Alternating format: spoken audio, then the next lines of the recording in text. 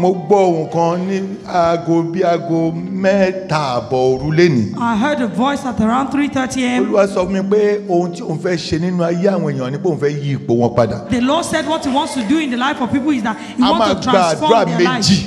We will pray 2 prayer points Àwa lọ sínú ọ̀rọ̀ Ọlọ́run ní díẹ̀. and we'll go into the Word of God Àwa briefly gbàdúrà. and then we'll pray. Ẹ bá mi kọ́kọ́ ka Isaiah 38 verse 14. The book of Isaiah 38:14. Ezekiah ló ń sọ̀rọ̀ ń bẹ̀ yẹn. Ezekiah was talking. Ẹ bá mi wò ó. Ẹ kà ní Yorùbá. Isaiah 38:14.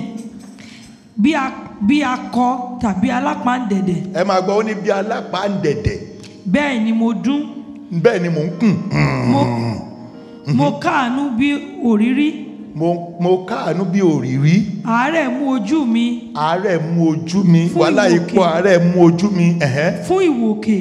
Mi ò lè wòkè. Àárẹ̀ tí mú ojú mi mo wólẹ̀. Olúwa. Ara ni mí. Ara ni mí. Ṣe onígbọ̀wọ́ mi. Ṣé onígbọ̀wọ́ mi? Kí ni èmi yóò wí? Ó ní Olúwa. Ó ní bí alápáǹdẹ̀dẹ̀ ni mò ń dún. Bí alápáǹdẹ̀dẹ̀. Ṣé ọmọ bá alápáǹdẹ̀dẹ̀ ṣe máa dún? Do you know how the swallow sound? Ẹlòmíì akọ máa kùn ṣáá. Some people will just be murmuring Ó ní bí alápáǹdẹ̀dẹ̀. like a Ó ní swallow. ojú mi wúwo bí òwìwí.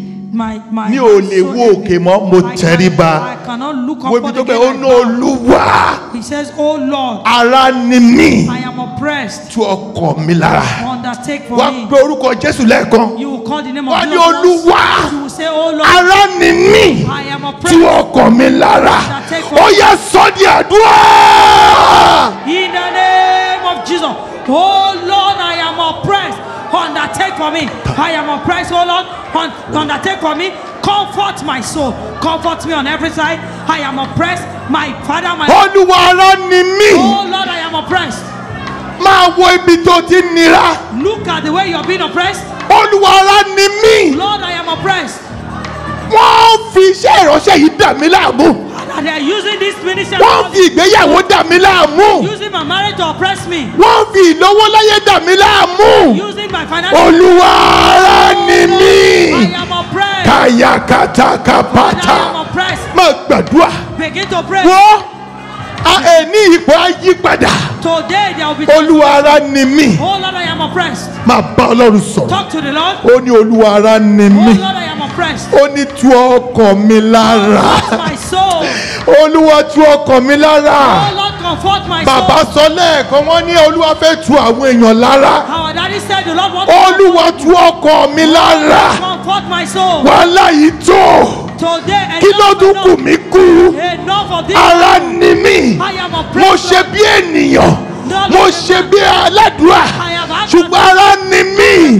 Bàbá Ọlọ́run sọ̀rọ̀. Talk to the Lord. Màsàkàpà. Lord, I am oppressed. Ó ní ara ni I mí. am act like a human being. Tú ọkàn mi Even lára. like a prayer warrior. Mo sáwá lóyìnbó kí n lè ní ìtura ni. I grant to this nation Wọ́n ò máa jáwọ́ náà. me to be comforted. Olúwa But Lord, ara ni mí. I am oppressed. Comfort me, O Lord. On every side, Jesus. comfort me. Olúwa wa. In Jesus' name we pray. Àìrí ọmọ bí ló mú Ezekiah polú òde yẹn. It's barrenness that makes some people. Ọ̀pọ̀lọpọ̀ oríṣiríṣi ọ̀nà ni kò sòso rere fún wa. A lot of people, there has been fruitlessness. Kò sí ohun tó gbọ́ tí ò ní nǹkan kan lẹ́yìn. There is no voice that you hear that has. Wọ́n gbórúkọ Jésù lẹ́ẹ̀kan. You will call the name of Jesus Ta ló one fi time. ọwọ́ ìnira wọnú ayé mi? Who has put the hand of oppression into my life? Olúwa ti ọwọ́ ikú bọ̀ nú ayé ẹ̀. Father, put the hand of death Ó upon yẹ my life. sọ di àdúrà. In the name of Jesus. Tani, tani. In the name- Who is that person Ta ni ta ló wà lẹ́yìn ilẹ̀kùn yìí? that have put the hand of Ta oppression? ni ó ti ọwọ́ ìnira bọnú ayé mi? Who is putting the hand of oppression upon my life? Olúwa ti ọwọ́ ikú bọ̀ nú ẹ̀. Father, put the hand of death upon their life. Àdúrà wa kù ẹyọkan lẹ́yìn We èyí. have one more prayer point after this. Anyone putting the hand of oppression into my life, oh Lord, put Ẹni the tó hand yẹ of kó death gbàdúrà upon yẹn their ò life. gbà. The Ayé owner dẹ̀ ń of that ṣe. prayer, the hand of that, the owner of that Ayé prayer ń is not ṣe praying. seriously. The enemy has Kò dẹ̀ given that gbàdúrà. person, but the person is not praying. Ọ̀rẹ́ ò ká lára. They are not moved in Ta this ló ti situation. ọwọ́ ìnira bọ ọ̀rọ̀ mi? Who is putting the hand of oppression into my situation? Jésù Oh Olúwa Lord wa. Jesus, in Jesus' name we pray. Ẹ bá mi ka Matthew 27 verse 19. A fẹ́ gbàdúrà. lórí ọ̀rọ̀ tí bàbá sọ lẹ́ẹ̀kan We ni want to pray concerning the word of our daddy. wọ́n ní tó bá rán èèyàn sí ẹ wọ́n rán sí ẹ náà That nìyẹn. if a man is sent to you, is sent to ẹ jẹ́ you. bá mi ka bẹ̀ yẹn. Matthew 27:19. Nígbà tí ó sì jókòó lórí ìtẹ́ ìdájọ́, ẹ máa gbọ́ o. aya Pilate nìyẹn o.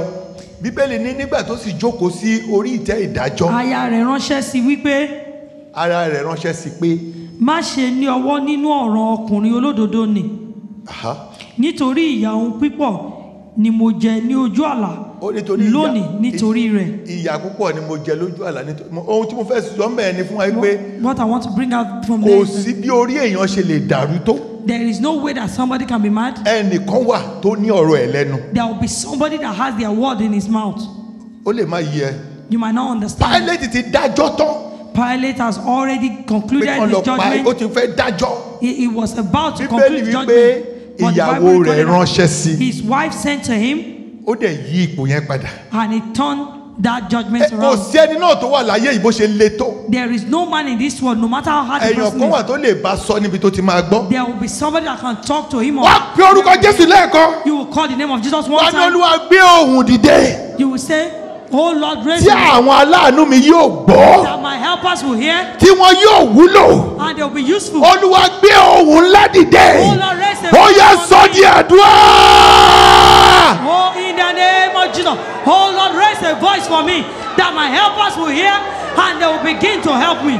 In the name of Jesus. Raise a word for me, oh Lord, in the mouth of my helpers that they will begin to help me. In the name of Jesus. Raise a voice for me in the mouth of my helpers. ó ní ìyàwó rẹ̀ ránṣẹ́ sí His wife sent to him ó dẹ̀ gbọ́ and he heard. kíá ló yọwọ́ kúrò. gbé ohùn dìde Father, raise a voice for me.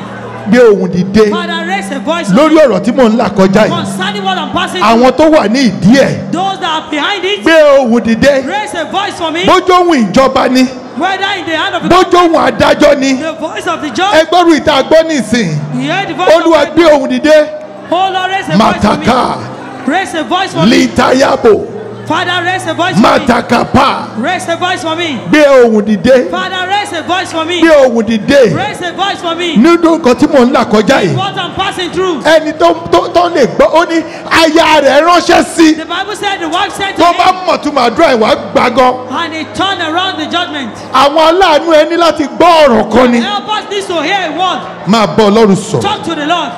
Lord, raise a voice for me that my helpers will hear and they will begin to help me. raise up a voice on my behalf. Olúwa gbé ohùn dìde ní ti tèmi. gbé ohùn dìde lórí ìjọ Oh yìí Lord, raise a voice for this tí ministry àwọn aláàánú wa yóò that gbọ́. our helpers will hear. gbé ohùn dìde lórí ìdílé mi Raise a voice on behalf of my tí àwọn family aláàánú mi yóò that our gbọ́. helpers will hear. Jésù Olúwa wa. In Jesus' name we pray. ẹlòmíì rò pé òun múyàn wá bí ni ó Some wá people fúnra will rẹ̀. think that they brought somebody here. You're not praying that prayer. àdúrà tá à ń gbà yìí ṣe pàtàkì gan. This prayer is very important. Pilate ó jẹ́ gbogbo ìlú ló kó lé lórí. The whole city were there ó dẹ̀ fẹ́ ṣe ìdájọ́ yẹn. and he was about to render judgment. Bíbélì wípé ìyàwó rẹ̀ ránṣẹ́ sí. The Bible said his wife sent to him. kò sí ni There is no ẹni tó way. wà nídìí ọ̀rọ̀ ẹ The one behind your case. àwọn kan lè bá sọ̀rọ̀. There are people that can talk to him or her. ẹni tó wà nídìí help tó nídìí The yẹn one that is behind the help that you need. àwọn kan lè bá sọ̀rọ̀. There are people that can talk to him or her. Bíbélì wípé ìyàwó rẹ̀ ránṣẹ́ The sí. Bible said the wife sent to him.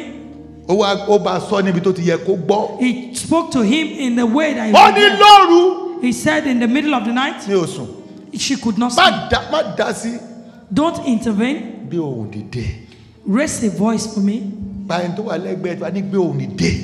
Speak, shout lórí more than the èmi person Fẹ́mi next Mọ́rákìyọ̀. to you. Raise a voice concerning faith. ohùn tí àwọn aláàánú mi yóò The gbọ́. voice that my helpers will hear. Olúwa gbé ohùn dìde. Father, raise a voice ó for me. yá sọ di Turn it to àdúrà. prayer. Oh Lord my God, in the name of Jesus, raise a voice for me. The voice that my helpers will hear and they will begin to help me. Father, raise a voice for me. Raise a voice for my family. Raise a voice for the New Life in Christ ministry. In the name of Jesus. Father, raise a voice for us, oh Lord. In the name of Jesus. Raise a voice for me, a voice for my family, a voice for the New Life in Christ ministry. That our helpers will hear. Gbàdúrà. And they'll begin to pray. Pray, brethren, begin to pray. Talk to the Lord.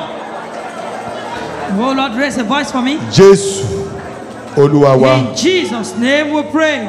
Díẹ̀ nìkan mú ní ẹ̀gbẹ́ ẹ̀. Hold a partner next to you. ọwọ́ méjì ní ká fi di ẹni ẹ mú. Hold our partners with our 2 hands. Wàá gbàdúrà fún ẹni yẹn. You pray for your partner. Ìwọ ló fẹ́ help ẹ. You want to help your partner. Òun náà fẹ́ help ẹ. And he or she wants to help you as well. Wàá pe orúkọ Jésù lẹ́ẹ̀kan. You will call the name of Jesus one time. Wàá ní ibo gan ni ọkùnrin yìí tí orí bọ̀. Where has this man or woman put his or her hand? Tí ogun yìí ṣe wọnú ayé ẹ̀. That this battle enter into his. Olúwa já àgbà lẹ́nìí. Oh Lord. Kó yẹ sọ di àdúrà.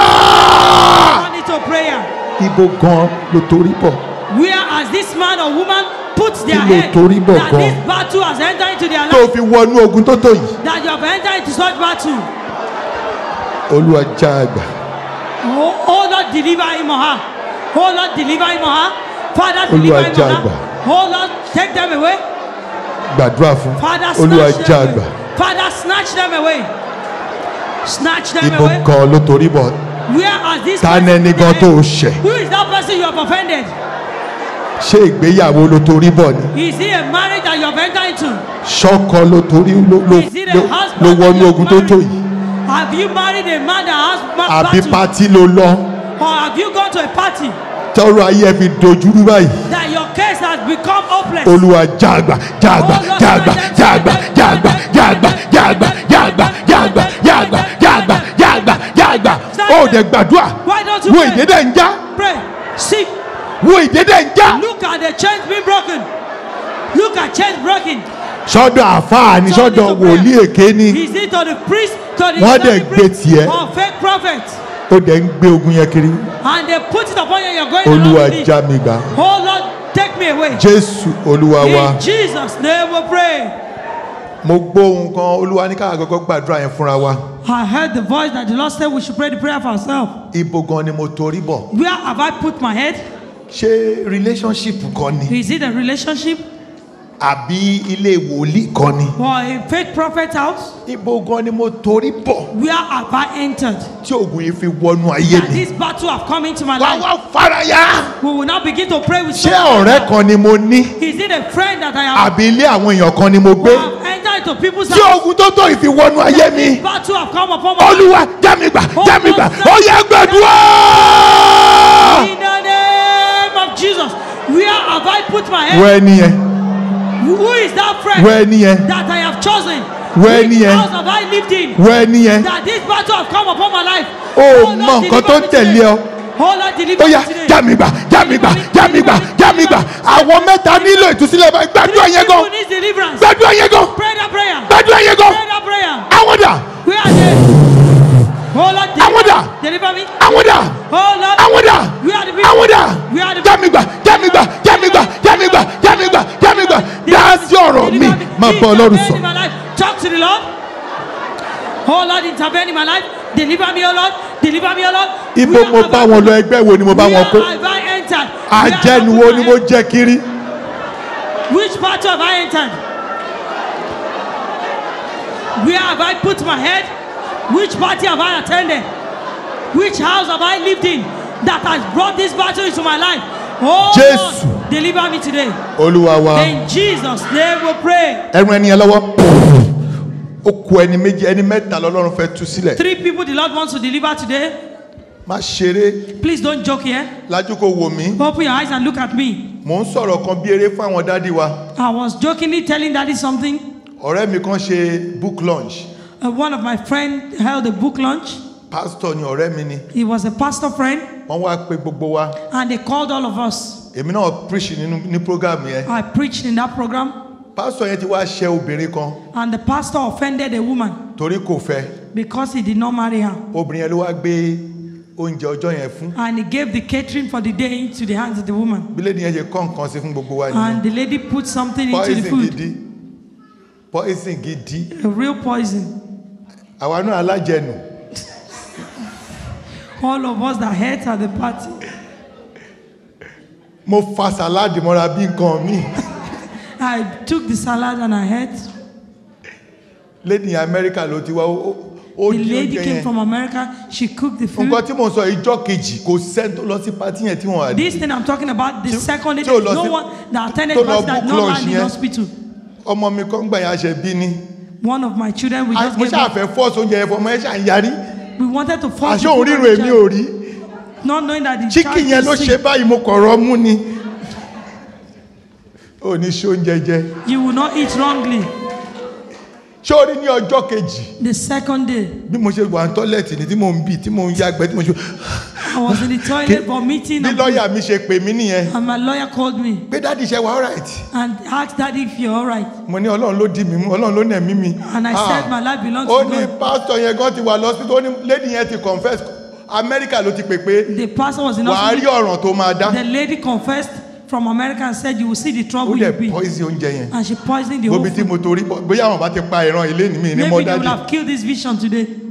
Màá dọ̀ máa tó kó lu iṣẹ́ tó rán mi. Ṣé òun ló rán mi lọ jẹjẹkújẹ?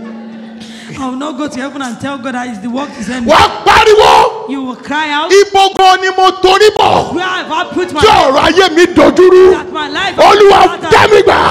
Ó yẹ sọ di àdúrà. Where have I put my head, oh Lord, that my life has become meaningless? Father, deliver me today. Oh Lord, deliver me today. Where have I put my head that have scattered my destiny and my life? Father, deliver me today. Oh Lord, deliver me, deliver me, deliver me, deliver me, deliver me, deliver me, deliver me. Oh Lord, my Father, deliver me today. In the name of Jesus. Father, deliver me. Oh Lord, deliver me. My Lord and my God, deliver me. In the name Gbàdúrà. of Jesus. Pray. Ṣóbìnrin ni, Is he a woman? ṣọkùnrin ni, A man? ṣé ìyàwó kan ni, ṣé relationship ni? Is there a whole relationship? Olúwa já mi gbà. Oh Lord, deliver me. Gbé ọwọ́ méjèèjì lórí ẹ. Put your two hands Ma on your head. ekapo sapa litaba adenemo kapa. Ohun tí wọ́n dé sí ẹ lórí What they have put upon your head tó ń gbé kiri that you're taking around wà ní ìdákẹ́jẹ́ bẹ́yẹn. in silence. Ẹ̀mí mímọ́ ẹni ẹ̀dà. Holy Spirit, where's the person? Ẹni ẹ̀dà. Where's the person? Ẹni ẹ̀dà. Where's the person? Ẹni ẹ̀dà. Where's the person? Ẹni ẹ̀dà. Where's the person? Ẹni ẹ̀dà. Where's the person? Ẹni ẹ̀dà. Where's the person? Ẹni ẹ̀dà. Where's the person? Ẹni ẹ̀dà. Where is that person? Ẹni ẹ̀dà. Where is the person? Tàbó orí ẹ. Aha, tí ò jẹ́ kí olóore rí ẹ. They've covered your head and it's not allowing your Ó help us to forí see you. kọ náà ni. Masakapa You- litaya. Ṣáàdì ojú ẹ bẹ́yẹn. Just close your eyes there. Where are you? Where are you? Nibolowa. Where are you? Nibolowa. Where are you? Nibolowa. Where are you? Nibolowa. Where are you? Nibolowa. Where are you? Nibolowa. Where are you? Nibolowa. Where are you? Nibolowa. Where are you? Nibolowa. Where are you? Nibolowa. Where are you? Nibolowa. Where are you? Nibolowa. Where are you? Nibolowa. Ẹ̀rọ ẹni yẹn lọ́wọ́. Look at the Yes. person. Yes. Yes. Yes. Yes. Many. Yes. Many. Yes. Many. Yes. Many. Yes. Many. Àwọn áńgẹ́lì ìpè yìí dà. The Kàkàkà angel yábọ̀ of sàpà. calling. Kí ọ̀run tú ẹ sílẹ̀. Heaven deliver you. Ọlọ́run ti ṣe é nìyẹn. The Lord has done it. Jésù Olúwa wa. In Jesus' name. Ohun tí a máa fi gbàdúrà tí mo lè fẹ́ gbà wá níyànjú lé lórí. What I want to exhort us on and we're going to pray about today Ó ní pé tí ipò rẹ bá yí padà, is that when your position changes, ọ̀rọ̀ ẹ̀gún á yí padà. even your word will change. Ọlọ́run gan á yí ọ̀rọ̀ rẹ padà. The Lord God will transform your life. When you change your position, When you change your position, God will change your situation. God will change your situation. Nígbà tó bá yí ipò ẹ padà, When you change your position, Ọlọ́run náà á yí ipò ẹ padà. God will change your situation. Ohun tí a fẹ́ wò lé ní ó ní agbára gan. What we want to consider today is powerful. Ohun kan wà ní the book of 1 Samuel 9, The book of 1 Samuel chapter 9, 18 to 19. 18 to 19. Sọ́ọ̀lù sọ wípé Saul said, níbo ni aríran wà? where is the seer? Níbo ni aríran wà? Where is the seer? Bíbélì sọ wípé The Bible recorded Samuel dá lóhùn pé èmi nìyí. Samuel answered him and said he was the one. Lójú kan náà, Immediately, ohun àkọ́kọ́ tó kọ̀ sí ni wípé the first voice that came to him was that, gun òkè wá. come up hither. Kí ni mo fẹ́ yọ nínú ọ̀rọ̀ yìí bá ṣe ń tẹ̀síwájú? What do I want to bring out of this word as we progress? Ọ̀pọ̀lọpọ̀ ìgbà tí Ọlọ́run bá kọ̀ sí ènìyàn, A lot of time when God speaks to one, ipò tó bá ti báyàn yẹn ó máa ń yí padà. he always changes from your present position to Sórí another one. ení yìí ò gbọ́dọ̀ fi ṣeré. Today you must not joke with it. Àwọn tó ti mọ̀ wá tẹ́lẹ̀ wọn ò gbọ́dọ̀ mọ̀ wá níbi tó mọ̀ wá mọ́. Those that have known us in the past must not know us where they Ó are. ní kọjá sí òkè. He says, come up hither. Ẹsẹ̀kẹsẹ̀ tí ipò ẹ̀ yí padà, Immediately his position changed. ó bẹ̀rẹ̀ sí ní bá a sọ̀rọ̀ ayé ẹ̀. And he began to speak to him Pé about kí his ló ń life. lé ẹran kiri fún? Why are you going around looking for donkey? Ọba ni aṣẹ ọ́. You are a king. Sórí mo máa bá wa sọ àwọn nǹkan kan lénìí. I will talk to us about some things À á today lè gbàdúrà. and we will pray. Ẹ bá mi wo Exodus 24 The book of Exodus 24, verse 12. Ẹ bá mi kà á. Exodus 24 nígbà tó bá Exodus 24 verse ìyẹn 12. já wípé ìgbà míì wà ìwọ ló máa yí ipò ẹ padà. At the time that God changed your position, àwọn òǹjà tí Ọlọ́run dẹ̀ fún ẹ láti yí ipò ẹ padà ní àdúrà ẹ. and the time when God will change your tó position bá to ti prayer, yí padà báyìí when He changes it, Ọlọ́run á dẹ̀ dá Ọlọ́run. God will answer ẹ bá mi you. kà á. Olúwa sì wí fún Mósè pé, nígbà tí Olúwa kọ̀ sí Mósè gòkè tọ̀ mí wá sórí ó òkè, ní gun òkè tọ̀ mí wá sórí òkè, sórí òkè kí o sì dúró níbẹ̀. kó o sì dúró níbẹ̀. Èmi ó sì fi wàhálà òkúta fún ọ, yes àti àṣẹ kan, àti òfin tí mo ti kọ, kí ìwọ kí ó lè máa kọ wọ́n. amen. Amen. ohun tí mo fẹ́ ká rí Olúwa ní gòkè tọ̀ mí wá. The voice I want you to hear is that God said, gbọ́ come o up to ti me. pẹ́ nílẹ̀ jù You have tarried too long on the o ground. ti pẹ́ nínú ìṣòro yìí jù. You have tarried too long in that problem. gbọ́ ohun Olúwa lónìí Hear the voice of Lord. lónìí gangan wàá gun òkè wá. Today you will come up. àmì ẹ̀yẹ kéré mo ní wàá gun òkè wá. Today you will come up. ó ní Olúwa sì wí fún Mósè pé The Lord said unto Moses, gun òkè tọ̀ mí wá. come up to tó me bá ka ibì kan mi ó ní kí o sì dúró níbẹ̀. and stand there. ó ti pẹ́ tó ti ń wá sínú àdúrà You have been coming to prayer, tí ìyàtọ̀ máa ṣẹlẹ̀ tó tún máa wà tó tún máa délé tó máa rí bákan náà. that there will be change, but when you get to ṣùgbọ́n lónìí but today, bí ọ̀run yóò ṣe yí ayé rẹ padà as heaven will transform your life, bẹ́ẹ̀ náà ló ṣe máa wà. so also you will be. ìyanu á ṣẹlẹ̀ nínú ayé ẹ. There will be a miracle ẹ in your jẹ́ kí n life. kọ́kọ́ sọ ohun kan fún wa lẹ́nìí. Let me tell us something today. ipò wa ibi tí a wà ó ṣe pàtàkì. Our position is very important. níbi tí à ń dúró nínú ogun ó ṣe pàtàkì. Where we stand in battle is very níbi important. tí à ń dúró nínú ìjà ayé wa ó ṣe pàtàkì. Where we stand in the storm of our life is nígbà míì important. ipò wa nínú ẹbí gan ó ṣe pàtàkì. Sometimes our position in our family is very àwọn important. ipò wa ńgbà míì ló ń sọ irú nǹkan tó ń ṣẹlẹ̀ sí wa. It is our position at times that tells what happens Olúwa to sọ us. fún Mósè wípé The Lord told Moses that dúró ṣinṣin síbẹ̀. be there, stand there. ìyàtọ̀ tó máa ṣẹlẹ̀ nínú ayé ẹ lónìí The changes that will happen in your life today, ìyàtọ̀ yẹn á mú ẹ dúró ṣinṣin síbi that ìgbéga. changes will make you to stand steadfast. ó ní dúró ṣinṣin síbẹ̀. The Bible says stand there. lẹ́yìn èyí Olúwa bẹ̀rẹ̀ sí ní bá a sọ̀rọ̀. After that, the Lord began to talk to him. Olúwa bẹ̀rẹ̀ sí ní bá a sọ̀rọ̀. The Lord began to talk to ṣé him. rí bí ipò tí a bọ̀ àláyé yìí Meaning that the position we are in this world, ohun méjì ló máa ń ṣe fún wa. two things he does for us. ipò míì á múre wá bá wa. Some position will bring good things to us. ipò míì á mú ibi wá bá wa. Some position will bring evil. mò ń wàásù bí kan mo sọ fún àwọn èèyàn yìí pé I was telling some people where I was irú ministering, àwọn èèyàn tó ń dúró síwájú wọn lójoojúmọ́ the kind of people that you stand before on a daily basis ló máa sọ irú ibi tó máa dé láyé. matters where you will get to in life. tó o bá ń dúró síwájú area boy If you lójoojúmọ́ stand before area boys every day, kò síjọ́ kankan má dé police station there is no day that you will not go wà á to dé police prison station. dánwò You will go to prison nítorí ibẹ̀ ni mo gbọ́n ń jà sí. because that's where they all tó bá go. dúró ní iwájú àwọn tó jẹ́ ọmọ ọba But if you stand before kings kò and sí kó priests, má dé palace níjọ́ kan. there is no way. nítorí ẹ̀ ló for you jẹ́ not to pé get to the inú palace. túbú ni Joseph wà Because Joseph was in prison, ṣùgbọ́n ó mọ ibi tó tora rẹ̀ mọ́. but he knew where he was. gbọ́ ibi tí ayé tò ẹ́ mọ́ See, here is where the enemy ọ̀run ọjà ọgbà lónìí. heaven will take you away from sórí you today. lónìí yìí Today, àwọn nǹkan tí Ọlọ́run ò fọwọ́ sí what God has no hand in, àwọn nǹkan tí Ọlọ́run ò yàn fún wa what God has not proposed tó for wá us, fi ipò kan sínú ayé wa that is in nínú our, àdúrà wa lẹ́nìí in our prayer today, ọ̀run ajá wa gbà. heaven will deliver us. tí ipò rẹ bá yí padà When your position changes, ó di dandan kí ọ̀rọ̀ rẹ yí it padà. is a must for your situation to change. Olúwa sọ fún Mósè pé The Lord told Moses that, gòkè wá come up to me, gòkè wá. come up to me. Olúwa sọ fún ẹnìkan láàrin wa lónìí The pé Lord is telling somebody in our midst today, gòkè wá. come up. jẹ́ kí n sọ ọkọ fún wa Let me tell you something. kò sí ipò téèyàn wà láyé yìí There is no position one is tí in life Ọlọ́run ò ní ìpinnu tó jù yẹn lọ that fún God ọ. does not have a better ohun tí determination mo for gbọ́ us. Ọlọ́run ni ẹ̀rí mi The voice I heard, God is my witness. Ọlọ́run ni ẹ̀rí mi. God is my witness. sórí kí ọdún yìí tó parí Before the end of this year, ìpele tuntun tí ìjọ yìí ti ń retí a greater height that this á dẹ̀ farahàn lójijì. it will show forth ohun tí suddenly. mo gbọ́ ni àmì ẹ̀ ò tiẹ̀ dá dúró á farahàn lójijì.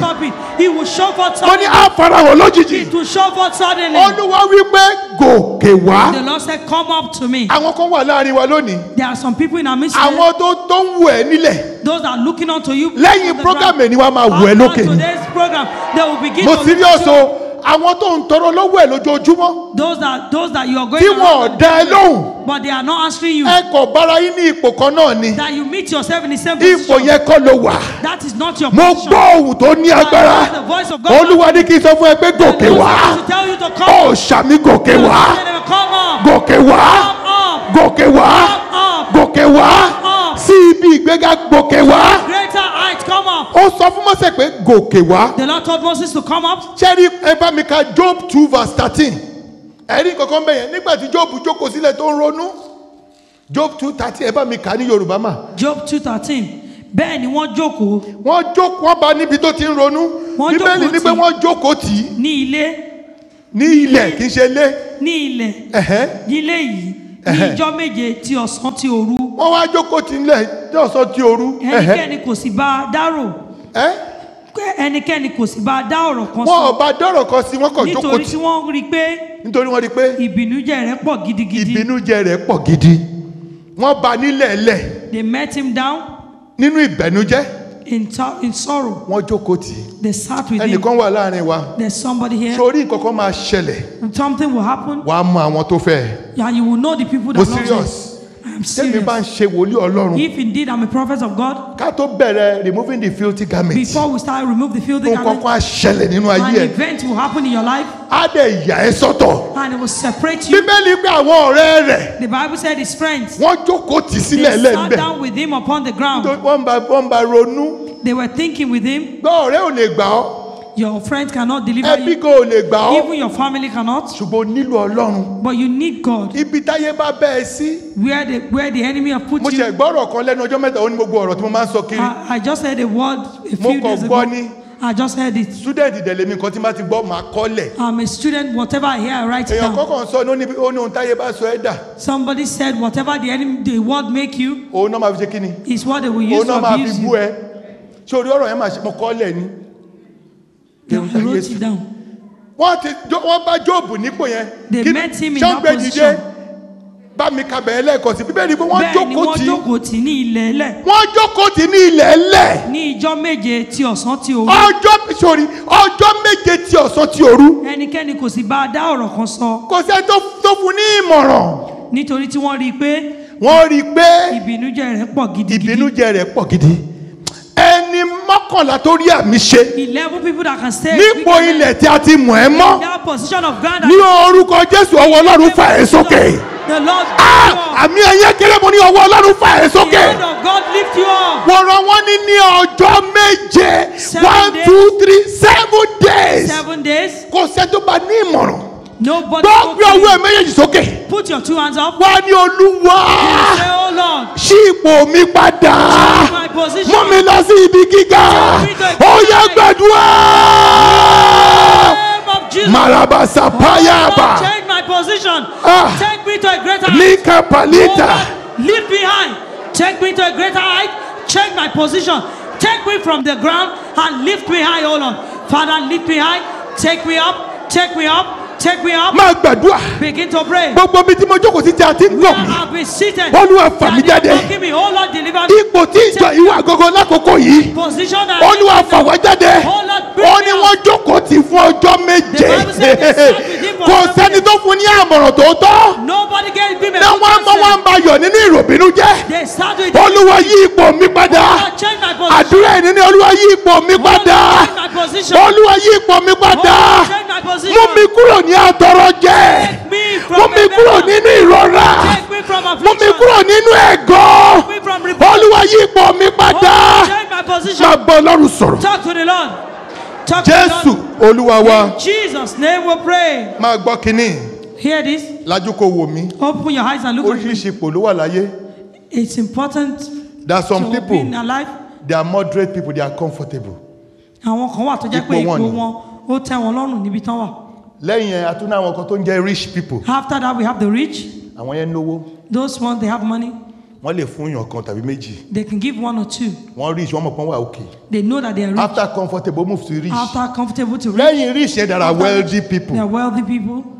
Wealthy people. They are wealthy people. Wọ́n tún yàtọ̀ sáwọn rich yẹn. They are different from the Àwọn rich. rich yẹn wọ́n máa ń calculate. The rich will calculate, But wealthy people wọ́n flow out. but the wealthy flow. Lẹ́yìn wealthy people, ó tún kù stage kan. After wealthy people blessed, We have the flourishing we have people. the flourishing people. Àwọn ibẹ̀ ẹ̀nẹ̀ lọ́lọ́run tó wá sí. That's where God. Only the righteous shall flourish. The Bible said the righteous. That's what the Bible says. It said the righteous shall The Bible flourish. said the righteous shall flourish. Yorùbá ní kẹ́ ẹ sọ. The righteous shall flourish.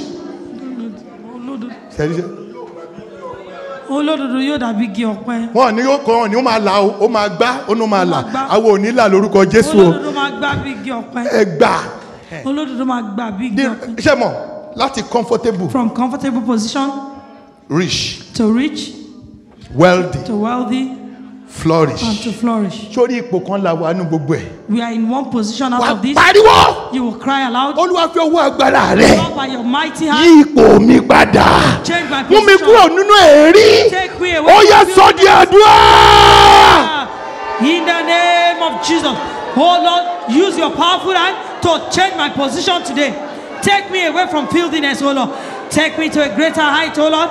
Lift me up, oh Lord, by your mighty hand. jésù olúwa wa. In Jesus' name we pray. ẹ jẹ́ ká jókòó sà. Let us be seated. bíbélì sọ wípé wọ́n jókòó tì fún ọjọ́ méje. The Bible said they sat with him for 7 days. mo fẹ́ sọ nǹkan fún wa lónìí. I want to tell us something today. ipò wo la wà tí ìríra ti ń bá wa.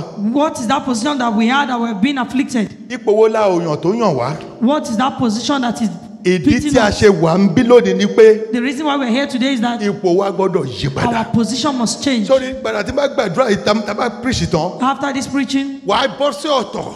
you will go to a different place. ìṣẹ́jú bíi márùn-ún ló máa fi ké pe olúwa. For 5 minutes, you will cry out to the mi Lord. ò gbọ́dọ̀ lọ kí ipò mi má yí padà. I must not go without my position à ń changing. gbàdúrà jáfẹ́sì. We will pray the prayer of Jabez. bíbélì sọ wípé ọlọ́run gbọ́. The Bible said God heard. mo ní ìgbàgbọ́ pé ọlọ́run yóò gbọ́ wa I lónìí. believe that God will hear us today. ipò rẹ gbọ́dọ̀ yí padà. Your position must change. kí ni ayé ń pè ẹ́ What is the word calling you? nítorí ipò tó bára rẹ. Because of the position you find ṣọ́npẹ̀ ẹ̀ ní yourself. àgàn ni.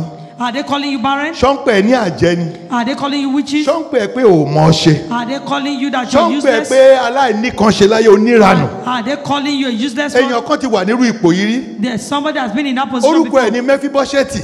His name was Mephibosheth. ọmọ ọba ni. He was a prince. ṣùgbọ́n ìṣẹ̀lẹ̀ ṣẹlẹ̀ sí. But an event happened. ìṣẹ̀lẹ̀ tí ò fọwọ́ ara rẹ̀ fà. The event that he did not cause to èèyàn kan happen. ló gbé ṣubú látòrí ẹṣin. It was somebody that fell him down ẹsẹ̀ rẹ̀ méjèèjì sì kán. and his 2 legs was broken. eléyìí wá mú kó jẹ́ wípé That was so bad that a mú kúrò ní ìlú yẹn. he was taken away from that land. a mú lọ sí ọ̀dọ̀ màkáyà. He was taken to Makar. ibẹ̀ yẹn ló wà. That's where he was. ní lódìbà máa In yẹn ló kéré Lodibar. jù ń bẹ̀. He was the youngest there. oúnjẹ nǹkan tó ń bá fún lóúnjẹ. He was feeding on whatever they give ṣùgbọ́n ní him. ọjọ́ kan And one day, bíbélì sọ the wípé Bible recorded that ìrántí dé. remembrance came. sórí ohun tó mú ẹ wá bí lónìí. You see what brought you here today? àpẹẹrẹ pé ọlọ́run rántí ẹ ni. It is a sign that God has remembered you. ọ̀pọ̀lọpọ̀ èèyàn ló mú un wá. A lot of people want to ṣùgbọ́n come, mo sọ fún ọlọ́run pé but you tell the Lord that jẹ́ kí ètò èní jẹ́ selected program. let today's program be a selected nítorí pé program a fẹ́ rí. because we want testimony. bíbélì sọ wípé ọba kan jẹ dávidi jẹ The Bible said David was enthroned tó rántí ẹ and remembered him ó dẹ̀ ránṣẹ́ sí. and sent for him. wọ́n á ránṣẹ́ sí ẹ ní You will ọ̀sẹ̀ be sent for today. wàá gba lẹ́tà ayọ̀ ní You will ọ̀sẹ̀. receive a good letter today. mo serious o, wàá gba lẹ́tà ayọ̀ ní ọ̀sẹ̀. Serious, you will receive a good letter this ẹni week. yẹn á dá ẹ lóhùn ní ọ̀sẹ̀ yìí. You will be answered this week. ìbùkún yẹn á wọlé ẹ ní That ọ̀sẹ̀ yìí. blessing will come upon you this week. ọba rántí rẹ̀ The king remembered him wọ́n ránṣẹ́ sí. and he was sent to him. nígbà tó ránṣẹ́ sí When they sent ẹ to ti him, ẹ̀ gbọ́ ohun tí síbà sọ. hear what Ziba said. nígbà tí ọba sọ wípé When the king said, a máa gbàdúrà o we will pray, a máa gbàdúrà. we will pray. ọba ní ṣé ẹnìkan kù nínú ẹbí Jonathan bí. The king asked if there's anyone left in the ohun tó house of jáde Jonathan. látẹnu síbà ẹ mọ̀ You know what came out of Ziba? ó ní àárọ̀ lásán ló kù. He said it's just a lame ó mọ̀ ní tó man. ṣe sọ bẹ́ẹ̀ You know why he said nítorí that? pé abirùn kò lè wá sí ààfin. Because an imbecile cannot come to the àwọn èèyàn ò palace. lè rí nǹkan tó dánú ayé ẹ̀ tó lè gbọ́ oore. The people cannot see a good thing in his ó ní life. ó wà ṣùgbọ́n ẹsẹ̀ méjèèjì ti kán. He said he's ṣé there, but he's ẹsẹ̀ tó lame. kán lọ bá béèrè Is it the lameness that the king was asking abẹni tó ré about? kàn Or the one that is wo ẹni left? méjì lẹ́gbẹ̀ẹ́ Look at 2 people beside you. èmi ni ré kàn. I am next to be favored.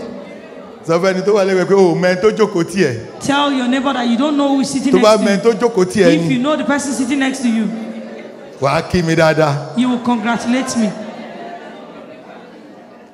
ẹlòmíì ò tiẹ̀ mọ́ sọ ó tún ń kùn. Some people cannot say, they're still murmuring. ókè náwó sí mi. Stretch Wait. forth your hands to me. sọ pé Fẹ́mi Mọ́rákìyàn ìwọ ni ré kàn. Say, Faith, Solade, you're next to be favored. ìwọ tórúkọ ẹ bá ti gùn ju orúkọ yẹn lọ má sọ̀rọ̀ sọ pé If Fẹ́mi your name Mọ́rákìyàn is ìwọ longer ni ré than kàn. Faith, Solade, you're next to be kí favored. hallelujah tó lágbára Hallelujah. ọba ránṣẹ́ sí. The king sent forth to him, ẹni tó ti ń jókòó sílẹ̀ ní Lódìbà the one that was sitting in Lodibar. oúnjẹ tó bá fún lórí jẹ He eats whatever they give him. ipò rẹ̀ yí padà lójijì. His position changed suddenly. Olúwa sọ fún mi pé The Lord told me that. ọ̀pọ̀lọpọ̀ èèyàn ló ń bọ̀ nínú prógrámù A èyí lot of people are coming in this program. tí ipò wọn yóò yí padà And their lójijì. position will change suddenly. gbọ́ bó o ṣe wọlé kọ́ ló ṣe máa lọ. Hear this as you come. ọ̀run yóò yí ipò rẹ padà. Heaven will change your position. tó bá ka bíbélì yẹn dára fún Samuel 9 or 2 Samuel 9 bíbélì sọ wípé The Bible said, Dávìdì tẹnu mọ́ David said it, pé ọmọ yìí tó bá dé that this one when he comes, orí tébù tèmi gangan ni kò ti he jẹun. will dine from my table. ìyẹn já sí pé ọ̀pọ̀lọpọ̀ tébù ló wà ní pálásì yẹn. Meaning there are different kind of tables in the ṣùgbọ́n palace. tébù tó ga jù ń bẹ̀. But the highest table there, ó wá sọ fún Síbà pé and he told Ziba that gbogbo àwọn ẹrú bàbá ẹ̀ tó kù ń gbà yẹn kọ́. all his servant that was left, his father's ó ní servant, ẹ̀jẹ̀ kan máa sìn. let them begin to serve wọ́n him. máa sìn ẹ́ ní ọ̀sẹ̀ yìí. They will serve you this week. kọ́wọ́ gba orí ẹ̀ báyìí. Hold your head. kò ní orí mi orí àpésìn. Say, you, my head, you will be served this week. ọ̀pọ̀lọpọ̀ àwọn tó yẹ kí wọ́n máa pèsè wọ́n pọ̀ ń bì. A lot of us were supposed to be served, wọ́n dẹ̀ fi ẹ́ pamọ́. but they have kept you. nínú ilé ẹ̀ ó mọ nǹkan tó lè ṣe. In your house, you know what you can do. ní ọkàn ẹ̀ ó mọ ohun tó jẹ́. In your heart, you know who you are. ṣùgbọ́n gbà tó jẹ́ pé ipò ló dìbà ló ṣì wà. But because you're still in the Ah, position of rántí ẹ. Lodibar, you are not remembered. sórí àwọn ọ̀rọ̀ méjì tí bàbá sọ ní òwúrọ̀ yìí. You see the two words that Daddy spoke this morning, pé a nílò èèyàn that we need men a dẹ̀ nílò ìtura. and we need comfort. ó ṣe pàtàkì gan mọ́ ẹ̀kọ́ tí à ń kọ́ yìí. It's very important ẹ for bá this mi ka lesson. Psalm 134 verse 1. The book of Psalm 134 verse 1. ẹ bá mi sáré kà á.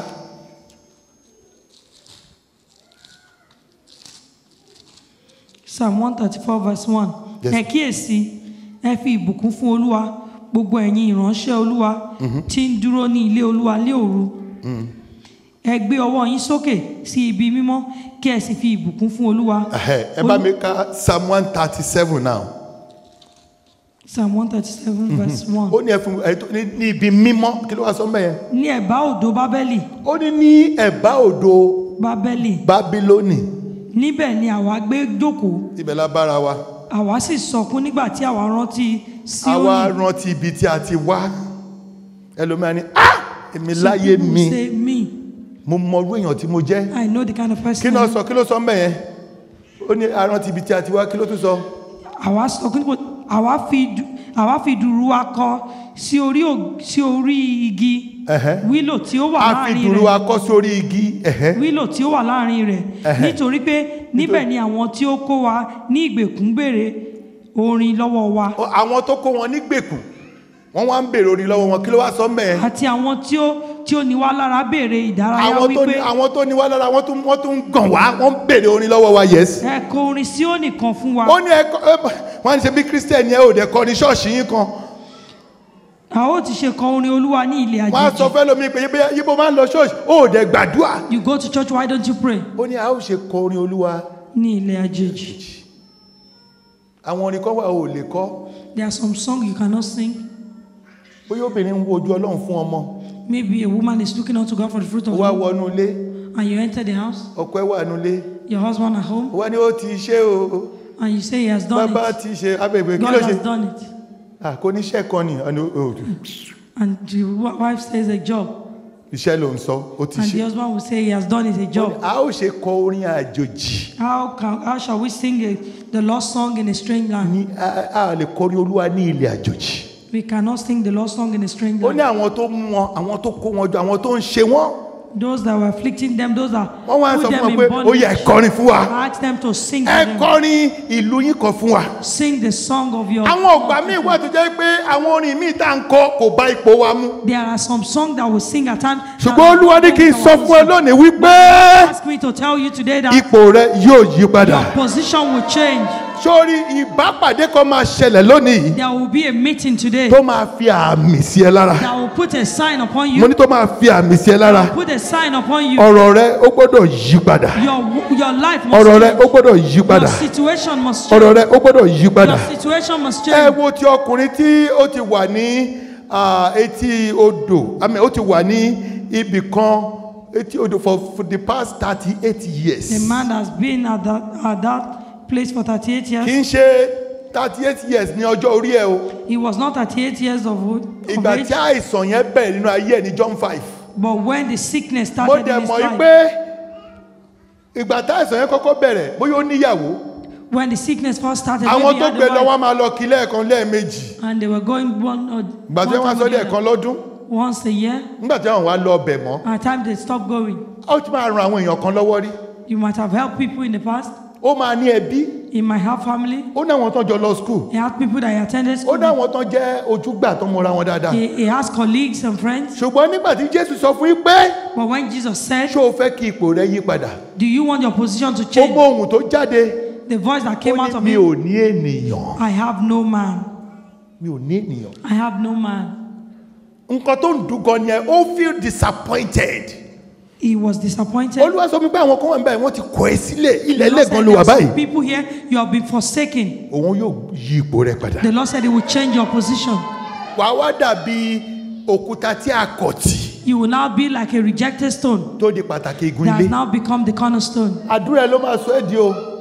àdúrà ẹ ní o. This is your prayer. ẹ wo obìnrin onísun ẹ̀jẹ̀ yẹn. Look at that woman with the issue of blood. àti ẹ̀ morúkọ ẹ̀. We do not know her name. ó pinnu She determined ipò ẹ̀ dẹ̀ yí padà. and her position changed. tó o bá ka bible o bá ka story yẹn nínú Jewish Bible. If you read that story from the Jewish Bible, sórí tó bá ti ní àwọn àrùn kan lára ó ní irú aṣọ tó máa ń wọ̀. if you have some kind of gbogbo sickness, èèyàn ló mọ irú àrùn different tó ní. garment you wear, everybody knew the kind of sickness bí you wọ́n ṣe have. máa afọ́jú ní aṣọ tó ń wọ̀. The blind have their ó ní garment. Jésù yẹn sọ fún Bátómélì pé bọ́ aṣọ tó ní bí ó ṣe That's ní máa why bọ̀ Jesus ó told bọ́ aṣọ yẹn dànù. Bartimaeus to take away that garment. sọ gbogbo èèyàn ló mọ ìṣòro tó ní.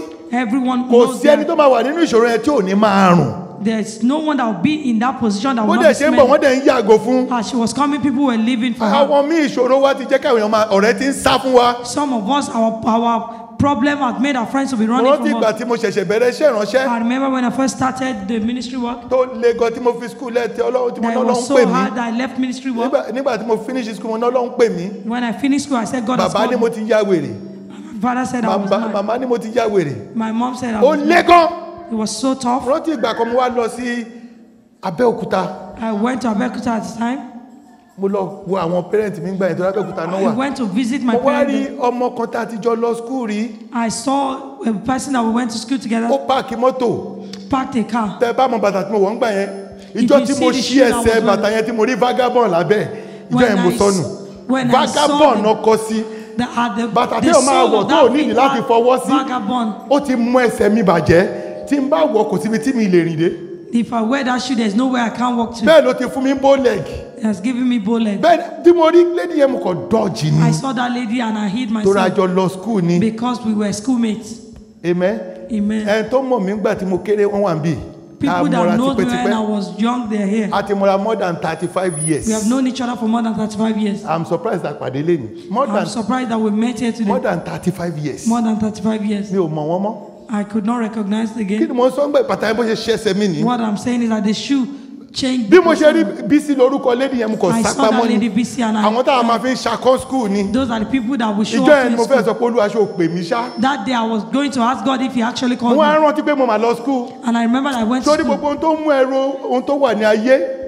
Whatever lẹ́yìn is ọ̀run making máa you mú kúrò nínú to ayé think ẹ̀. about what is in what heaven will take away kò sí nǹkan from tí your mi life. ò rò. There's nothing I did not think. ọmọ yóò mọ̀wé tó mi náà. This woman was not as smart as I was. mo padà dé kò ń gbà yẹn mo ń lọ wá certificate mi ò rí mọ́ ni. I got back àwọn to ẹ̀mí mọ̀ Lagos sí looking for my díẹ̀ ní mi mọ́bi tó certificate. wà mọ́. Today I don't know where my certificate mi ò is. mọ́bi tó wà mọ́. I don't know where my ká ní certificate mo rí mo fẹ́ wáṣẹ́ ni.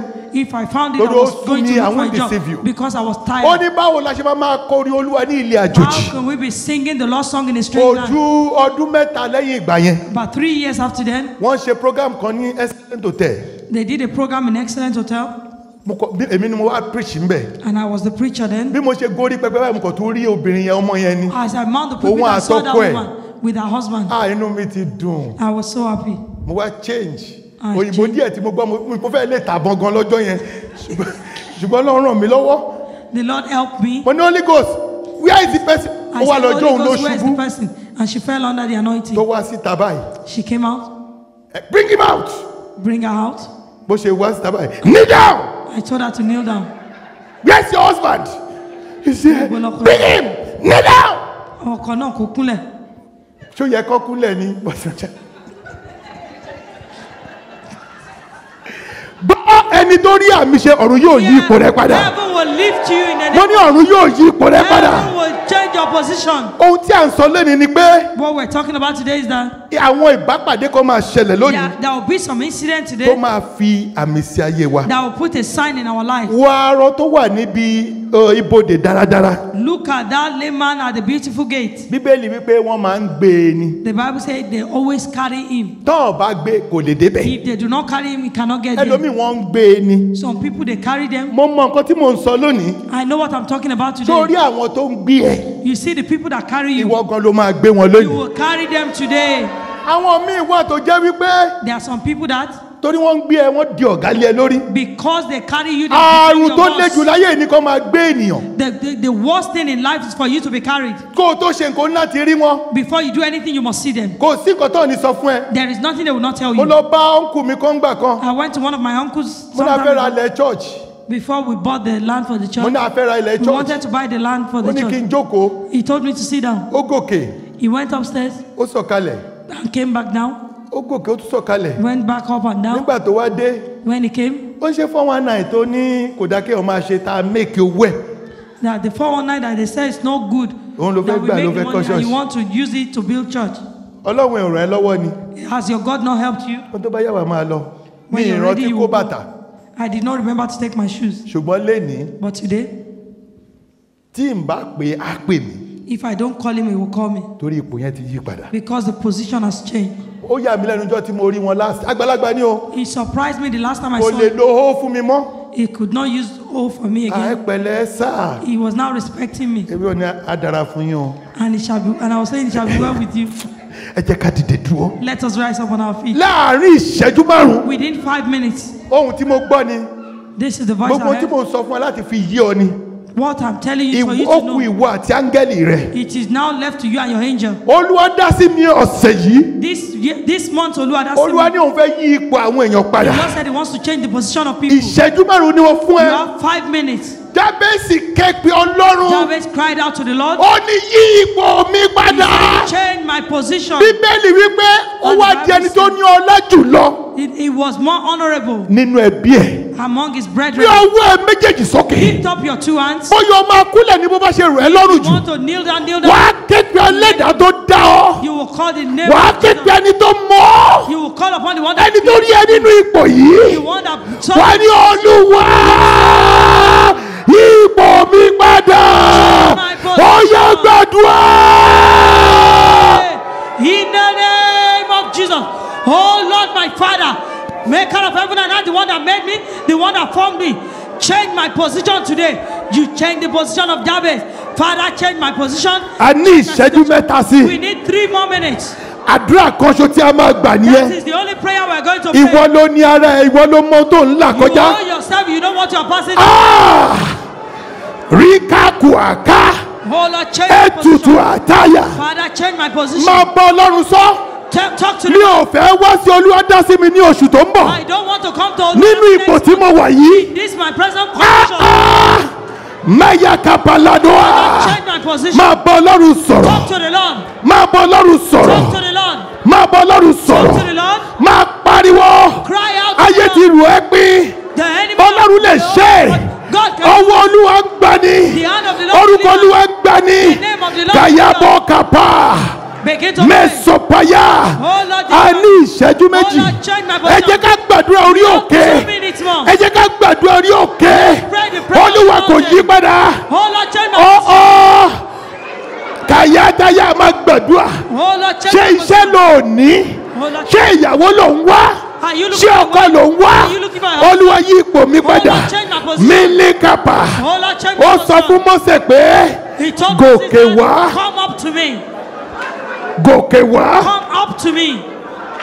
Sámúẹ́lì sọ fún Sọ́ọ̀ pé Samuel told Saul that gòkè wá come up hither. ipò kan sì dájú ipò tó wà yìí lọ There is a position that is better than where ipò you kan are. dájú ipò tó wà yìí There lọ is a position that is better ó than dẹ̀ bá Ọlọ́run sọ̀rọ̀ Why don't you talk to the Lord? ó ní báwo la ṣe máa kọrin Ọlọ́run How can we sing the song of the ní Lord ilẹ̀ àjòjì in a strange land? ó jẹ́ gbàdúrà Why don't you pray, àwọn brethren? kan wà ó ti sún wa ká máa jáde bí wọ́n ti pe àdúrà wà tún They jáde are tired. oṣooṣù ló ń jáde You come out every month. ọ̀sẹ̀ rẹ̀ rẹ̀ This is your week. máa bá Ọlọ́run Talk to sọ̀rọ̀ the Lord. ìkàpàkàpà This is your week. lítàyà This is your bàkúà month.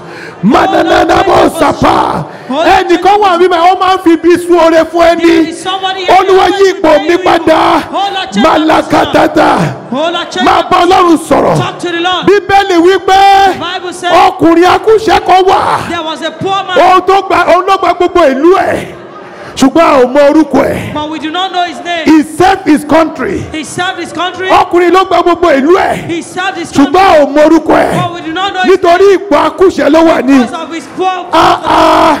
wọ́n ní olówó ń sọ̀rọ̀ A rich man is ó náà ní àìdíà and you say you have an àìdíà idea. yẹn kú mọ́ ẹnu ni That idea will die. olúwa yí ipò mi padà Oh Lord, change my ẹ jẹ́ ká máa position. bá ọlọ́run sọ̀rọ̀. Let's talk to the Lord. Oh Lord, change my position. Change my position. Enough is enough. I am tired of this position. Oh Lord, change my position. This is my week. máa bá ọlọ́run sọ̀rọ̀ Talk to the Lord. bí ọwọ́ sókè Lift up your hands. mo rí wedding gown láàrin wa I saw wedding gown in our midst. mo rí wedding gown láàrin wa A wedding gown in our midst. gbogbo àwọn tó ń wojú ọlọ́run fún ọkọ All those looking out to God for gbogbo àwọn tó ń wojú ọlọ́run fún ìyàwó all those looking out to God mo for mà wife. kí yín kú oríire I congratulate you. olúwa ti bá ayé pàdé The Lord has met máa with bá you. ọlọ́run sọ̀rọ̀ Talk to the Lord. mo rí àwọn kan ní àárín wa I saw some people in our midst. mo rí sátífíkẹ́tì lọ́wọ́ wọn I saw certificates. olúwa ní ìwé ìgbélú ẹ ní òun The ṣe Lord said it's your òun right. yí pé padà òun gba iṣẹ́ ìgbín lọ́wọ́ ẹ The Lord said he has given mo it to fi you. ìpè mi ṣe ẹ̀rí I use my calling as mo a fi ọlọ́run witness. tó pè mí ṣe ẹ̀rí I use the God that a called us gbé as a ọmọ witness. mẹ́jọ wọ bíbà yìí 8 children was brought here ìkókó today. mẹ́jọ agbéwọ̀ wọ bíbà yìí Those that are looking àwọn for àgọ́dẹ̀ ń di ọlọ́mọ ẹ máa kà ó láti sí ní december Count to December. ọmọ mẹ́jọ 8 children. olóyún mẹ́jọ àwọn àgọ̀ tí a ti mọ̀ a gbé ọmọ wọn wá ní òwúrọ̀ yìí máa gbọ́ ọlọ́run sọ̀rọ̀ olúwa yí ipò mi padà jábẹ́sì kẹ́ ó ní olúwa Oh Lord. yí ipò mi padà. Oh Lord, change my position. Change my situation. máa bọ́ ọlọ́run sọ̀rọ̀ Talk to the Lord. máa bọ́ ọlọ́run sọ̀rọ̀ Talk to the Lord. Oh Lord, change my position. Ma bọ́ Father, Ọlọ́run change my sọ̀rọ̀. situation. Father, change my position. Enough is enough. àdúrà ẹ Change my kù position. ìṣẹ́jú méjì You have 2 more minutes for your prayer. olúwa yí ipò mi padà Oh Lord, change my position. àdúrà àkànṣe tí ọlọ́run ní ká gbà nìyẹn. That is the only prayer God has to I'm tired of this reproach. I will pray it. I'm tired of this shame. Ó ti sú mi, ẹ̀sìn ìtógẹ́, ìtìjú ìtógẹ́. Kí ló dé? Why, Lord? Ṣé mi nìkan ni? Am I the only one? Oh Lord, change my A position. ní ìṣẹ́jú kan. We have 1 more minute to go. Gbàdúrà, Pray, gbàdúrà, pray, pray, pray, pray, pray, gbàdúrà. pray. Jésù Olúwa wa. In Jesus' name we pray. Gbé ọwọ́ méjì lórí ẹ, orúkọ Jésù. Put your 2 hands on your head in the Jẹ́ name kí of àmì ẹ̀ kóró Jesus. bí àrá. Let your amen sound Ma like thunder. aka bẹ̀lódà ẹ̀dẹ̀mọ̀ ní orúkọ Jésù. In the name of Jesus. Ìyípadà ojúkorojú, A sudden transformation, ìyípadà àfojúrí a physical change. ní orúkọ Jésù ó yá gbà In the á. name of Jesus, receive it. Gbogbo èèyàn ló mọ ibi tí Bátómíù máa ń wà. I call Wọ́n débẹ̀ ní everybody ọjọ́ knows where kejì. Bartimaeus is. Wọ́n débẹ̀ ní ọjọ́ kejì wọn ò bá ń They bẹ̀. got there the second day, he was not there. Ìyanu àfojúrí nìyẹn. It is a physical sign. Kò ní kán gbàgbọ́ wọ́n rí. He did not ask them to believe, but they saw Ìyípadà it. àfojúrí. A sudden and physical Ìyípadà sign. tó ń pa ọ̀tá lẹ́nu mọ́. Physical transformation that will quieten the Ní enemy. orúkọ Jésù ó yá gbà á. Receive it. Ó ti rí bẹ́ẹ̀. It is so. Di ojú ẹ káwọ́ ẹ sílẹ̀. Close your eyes and put your hand down. Kí ọ̀run kó fà ọ́ sókè. Heaven will lift you up. Mo ní kí ọ̀run kó fà ọ́ sókè. Heaven will lift you up. Mo ní kí ọ̀run kó fà ọ́ sókè. Heaven will lift you up. Àṣẹ láti orí pẹpẹ yìí wá Authority from this altar kó yí ayé ẹ padà. will change your life. Bíbélì wípé àwọn ọ̀rẹ́ rẹ̀ wọ́n bá jókòó nílẹ̀ ẹlẹ̀. The Bible says his friends sat with him on the ground. Wọn ò ní good advice fún. They had no good advice for him Ọjọ́ méje tọ̀ntọ̀n. for 7 days Nítorí pé wọ́n rí i pé ìrònú because jẹ́ ti bá. they saw that he was grieved. Lénìí Today, kí ọ̀run kó gborí ẹ̀ sókè. heaven will lift your head up.